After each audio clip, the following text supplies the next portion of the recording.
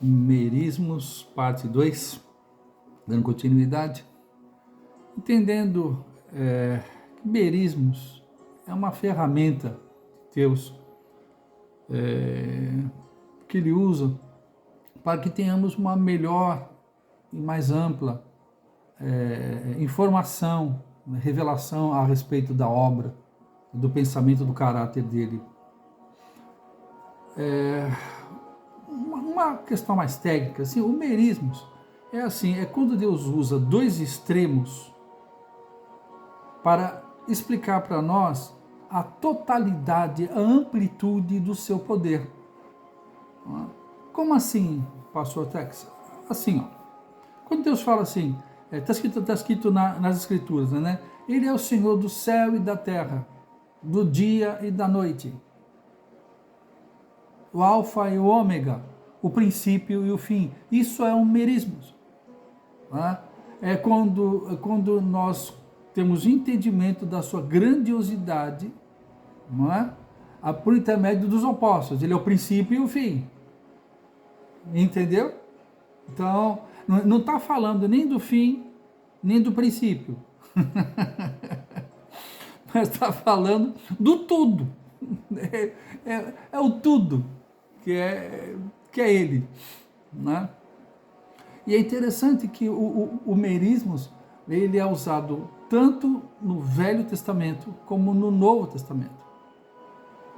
Okay? Lembrando que Novo Pacto não é Novo Testamento, Novo Pacto não é Velho Testamento. O Novo Pacto já existia antes do Velho Testamento, porque a gente fala Novo Pacto, mas pode-se entender o Pacto Eterno, que foi o pacto que Deus Pai fez com Deus Filho antes da criação do mundo.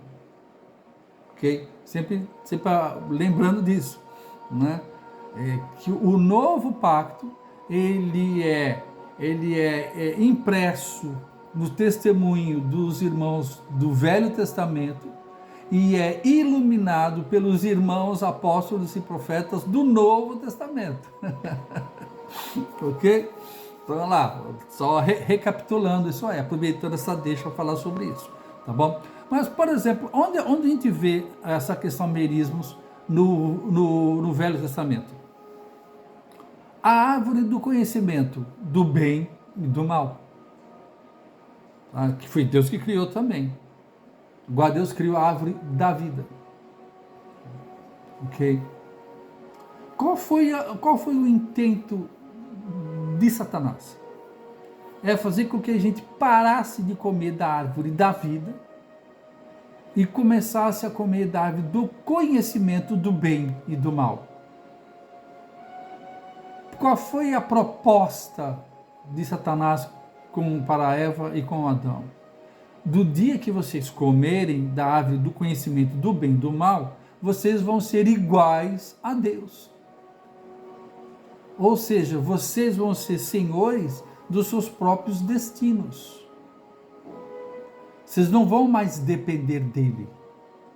Vocês vão ser iguais a ele. E aí eles caíram nessa tentação de levar uma vida sem ele.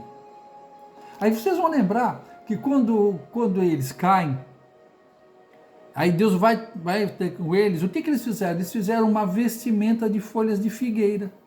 Lembra disso? Agora, é interessante, quando você estuda o significado da figueira, da folha da figueira na Bíblia, ela está falando de quê? A figueira representa o quê? Paz, prosperidade, cura. Percebeu? Porém, sem Deus. Nós queremos os benefícios de uma vida boa, de paz, porém do nosso jeito. Eles fizeram para si uma vestimenta de figueira. Antes eles não precisavam produzir para si paz, bondade, benignidade, mansidão. Eles só bastava você se alimentar da árvore da vida. que nós sabemos que é Cristo.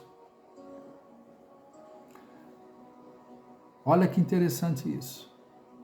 Satanás conseguiu fazer com que eles tirassem o foco da árvore da vida, que é o absoluto, e colocassem os olhos no que era relativo. Por que era relativo? Porque era do conhecimento do bem e do mal. E com Deus, a proposta de Deus conosco não é questão de bem ou de mal. Porque o bem e o mal nessa árvore estão juntos. Não é que o bem, não era um galho era o bem, outro galho era o mal. Era a mesma árvore, a mesma essência. Estão entendendo isso? O que isso quer dizer com isso, pastor? Eu quero dizer para vocês que fora do absoluto de Cristo Jesus, qualquer outra coisa que você se alimente, vai ter o mal misturado com o bem. Misturado. E você acaba se alimentando do bem e o mal junto. Isso que nós chamamos a doutrina. Isso é uma doutrina de religiosidade, em que você acaba comendo o bem, mas o mal vai junto. O veneno vai junto. Por isso, quando Deus nos fala, comer de mim, beber da minha carne e beber do meu sangue, Ele está falando da árvore da vida. Está falando do que? Do absoluto de Deus. Toda vez que você tem o entendimento disso e está optando pelo absoluto de Deus, ainda que o inimigo te tente com coisas que aparentemente são boas, mas tem o mal junto. Ah, mas tem coisas que são más, mas tem o bem junto. O bem com o mal e o mal com o bem vai te matar a mesma coisa, porque a única coisa que não nos mata é a árvore da vida. Porque o resto nos dará uma aparência de vida ou uma vida sem vida. Um pseudo-vida. Então, quando a gente está falando assim de merismos, nós estamos lá em Hebreus 4:12, né? A palavra as escrituras, né? A palavra de Deus é viva e eficaz e mais cortante do que qualquer espada de 2 gumes e apta para separar a alma do espírito. Perceberam? Que ele fala de duas coisas absolutas, de duas coisas distintas, alma e espírito. Por que ele fala isso? Porque ele é capaz de tratar com todas elas ao mesmo tempo. Mas também ele tem a capacidade de trabalhar com cada uma delas separadamente. Isso só o Verbo vivo consegue fazer. A religião, o máximo que ela consegue fazer é pautar o seu e o meu comportamento. A nossa vida com Deus não será pautada por uma mudança de comportamento, mas por uma transformação de natureza. Antes nós éramos filhos da ira, mas agora somos filhos da luz. E isso não é pautado numa mudança de comportamento. A mudança de comportamento virá e vem por uma consequência de uma nova natureza que nós recebemos em nós. Então, e agora que nós recebemos a natureza de Cristo no nosso espírito, o nosso espírito está avivado.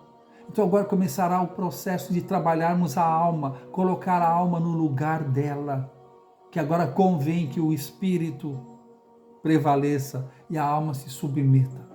Então, e é nesse processo, e Deus usa o processo chamado aquebrantamento para fazer com que ela seja trabalhada em nossas vidas e que ela se submeta à palavra de Deus, que é Cristo Jesus. A nossa salvação, ela é imediata, agora a nossa santificação, ela é contínua e com o uso da palavra e das escrituras e na unção do Espírito Santo. Hoje nós tivemos agora a aula 2 de merismos. Tchau, tchau, até a próxima. Glória a Deus, papai. Muito obrigado, Senhor.